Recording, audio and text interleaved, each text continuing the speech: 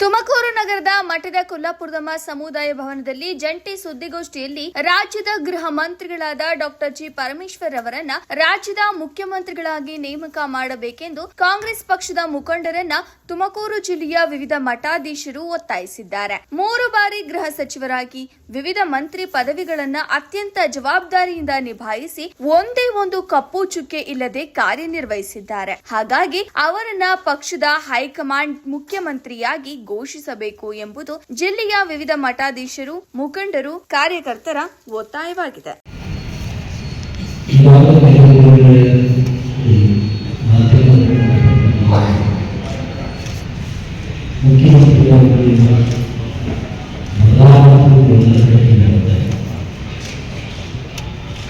ನಮ್ಮ ಜಿಲ್ಲೆಯಲ್ಲಿ ಸರಳ ಸಚಿವರಿಗೆ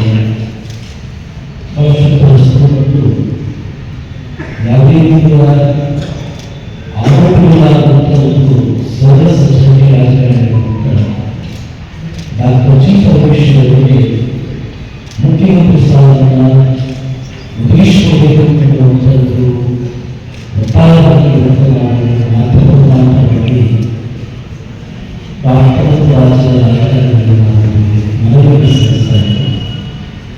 ನಮ್ಮ ಜಿಲ್ಲೆ ಅಭಿವೃದ್ಧಿ ಆಗಬೇಕಾದರೆ ಸಮಗ್ರವಾಗಿ ಒಂದು ಅಭಿವೃದ್ಧಿಯನ್ನು ಮಾಡಬೇಕು ಅಂತ ದರ್ಶನಕ್ಕೆ ಡಾಕ್ಟರ್ ಜಿ ಪರಮೇಶ್ವರ್ಗೆ ಆ ಅವಕಾಶವಾಗಿ ಬಂದರೆ ಅವರ ಅನುಕೂಲವಾಗಿ ಇರುವಂತಹ ಎಲ್ಲರೂ ಮಾತಾಡಬಹುದು. ಒಂದು ಜನಾಂಗದ ಎಲ್ಲ ಭಾಗ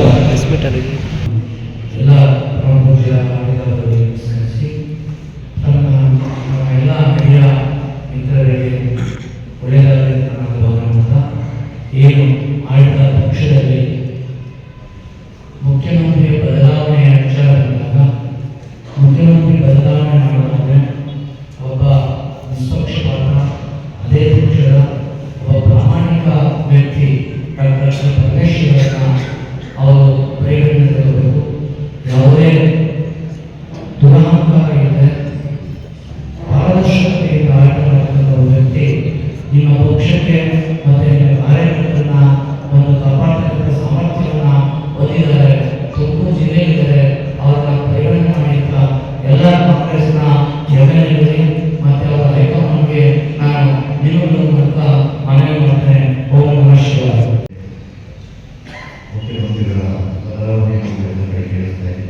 ಹಾಗಾಗಿ ಎಲ್ಲ ಭಾಗದಲ್ಲೂ ಅವರಿಗೆ ಉತ್ತಮವಾದ ನಾಯಕರನ್ನು ಮುಖ್ಯಮಂತ್ರಿಯನ್ನು ಮಾಡಬೇಕು ಮತ್ತು ಕೇಳಿಕೊಳ್ಳುವಂತಹ ಸಂದರ್ಭದಲ್ಲಿ ತುಮಕೂರು ಜಿಲ್ಲೆಯ ಎಲ್ಲ ಸಂಸ್ಥೆಗಳು ಜಿ ಪರಮೇಶ್ವರ್ ಅವರನ್ನು ಮುಖ್ಯಮಂತ್ರಿಗಳನ್ನಾಗಿ ಮಾಡಬೇಕು. ಇಲ್ಲಿ ತನಕ ತುಮಕೂರು ಜಿಲ್ಲೆಗೆ ಅವಕಾಶ ಸಿಕ್ಕಿಲ್ಲ. ಇನ್ನು ಮುಂದೆ ಅದರ ಅವಕಾಶವನ್ನು ಕಾಂಗ್ರೆಸ್ ನಾಯಕರನ್ನು ಕಲ್ಪಿಸಿಕೊಡಬೇಕು ಅಂತ ಹೇಳಿ ಎಲ್ಲ ಸಂಸ್ಥೆಗಳು ಒಟ್ಟಾಗಿ ಪರಮೇಶ್ವರ ಮುಖ್ಯಮಂತ್ರಿಯಾಗಿ ಮಾಡಬೇಕು ಅಂತ ಎಲ್ಲ ಸಂಸ್ಥೆಗಳು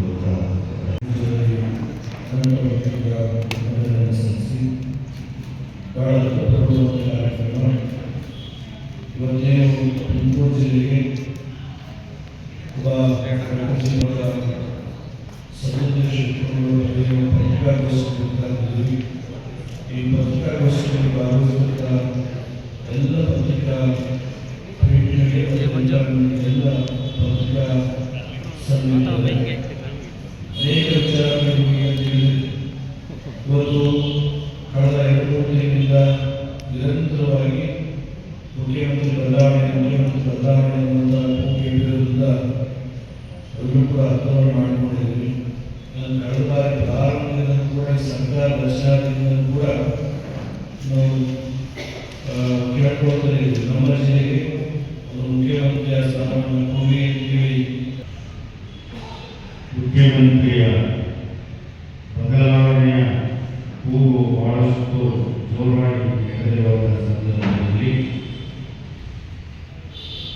ಆಯಾ ಭಾಗದ ಸ್ವಾಮೀಜಿಯವರು ತಮಗೆ ಇಷ್ಟವಾದ ವ್ಯಕ್ತಿಯನ್ನ ಮುಖ್ಯಮಂತ್ರಿಗಳನ್ನಾಗಿ ಮಾಡಬೇಕು ಅಂತೇಳಿ ಅನೇಕ ಕಡೆ ಕೂಗುಗಳು ಕೇಳಿ ಬರುವಂತಹದ್ದು ನಿಮ್ಮೆಲ್ಲ ಗೊತ್ತಿರುವಂತಹ ವಿಷಯ. ಒಂದು ಕಡೆ ಡಿ ಕೆ ಶಿವಕುಮಾರ್ ಅವರು ಆಗಬೇಕು ಅಂತ